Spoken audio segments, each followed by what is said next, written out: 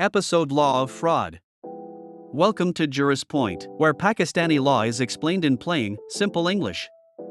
New here? Hit subscribe. Let's get into it.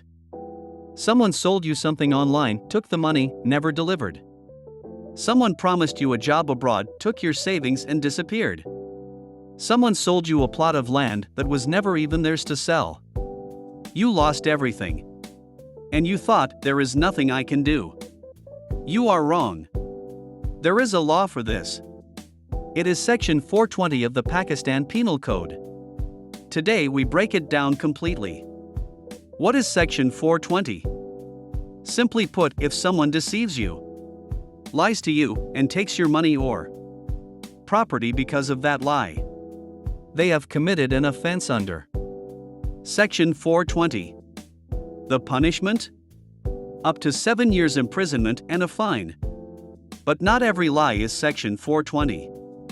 The court looks for 3 things. First, was there deception? A false promise, a fake document, a made-up story. Second, did you believe it? If you never trusted them, you were never deceived. Third, did you suffer a loss?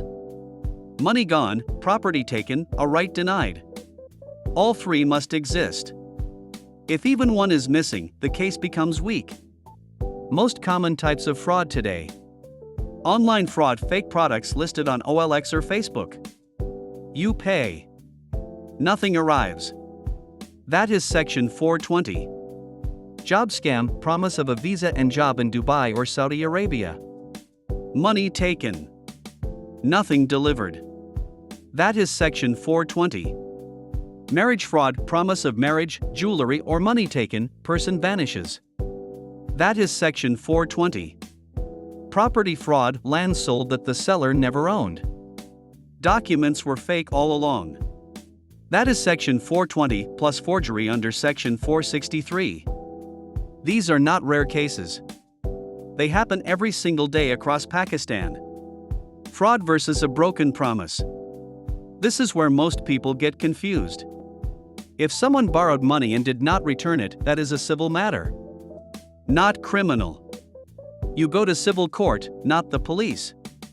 Section 420 only applies when the intention to cheat was there from the very beginning.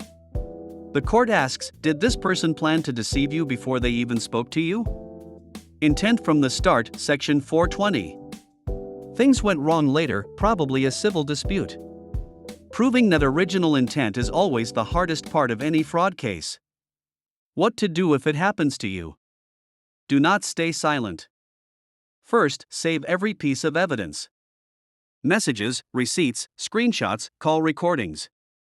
Second, go to the police station and file an FIR under Section 420, say those exact words.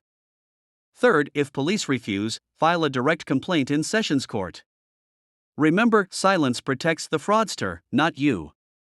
Conclusion. Section 420 is not just a slang word. It is a real, powerful law, one that exists to protect you when someone breaks your trust. Next episode on Juris Point, Section 362, the law of kidnapping. A topic every family in Pakistan needs to understand. Like, subscribe, and comment below. This is Juris Point, because knowing the law is your first line of defense. See you next time.